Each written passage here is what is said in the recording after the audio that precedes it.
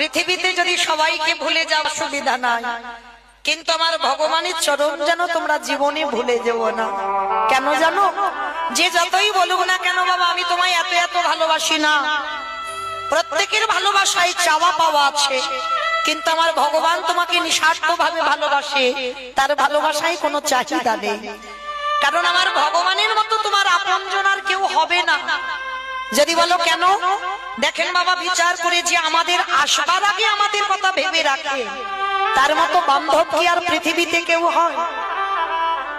আপনারা প্রশ্ন করবেন কেন মৌমিতা, আমার জন্মের পর সব থেকে তো আমার মা বেশি ভেবেছিল, আমার মার মতো করে কেউ কোনোদিন ভালোবাসতে পারবে না। বলে না ভাই, ওটা তোমার মা ভাবেনি। যদি ঠিক ঠিক একবার হৃদয়ঙ্গ করে অনুভব করতে পারো তাহলে বুঝতে পেরে যাবে ওই ভাবনাটা তোমার মা ভাবেনি। এই যে আমি জন্ম নিয়ে মার কোলে